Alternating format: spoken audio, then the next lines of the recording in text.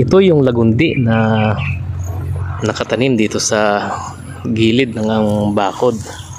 Yan.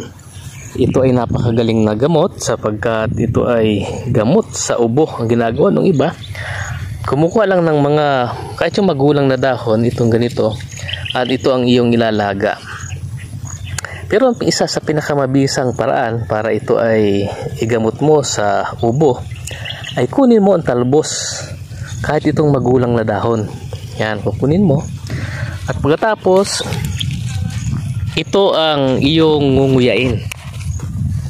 Yan. Lulunukin mo ang katas.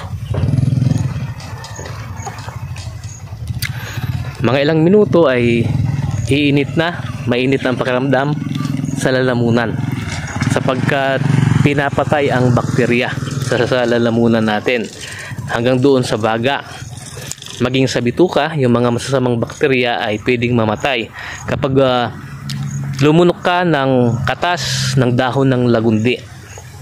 Kaya ito, magaling ito talaga sa ubo. Kung ayaw ninyo ng manghang at talagang manghang sa lalamunan, ilaga na lang po ninyo ang dahon nito. Yan.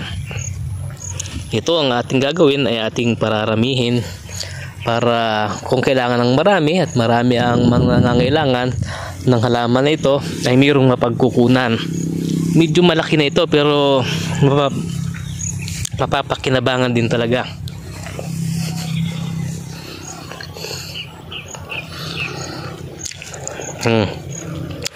Manghang at talagang kapag nilulunok mo ang katas ay mapait.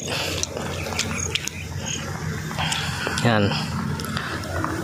Sana'y mayroon kayong tanim nito ng ganitong halaman doon sa inyong bakuran.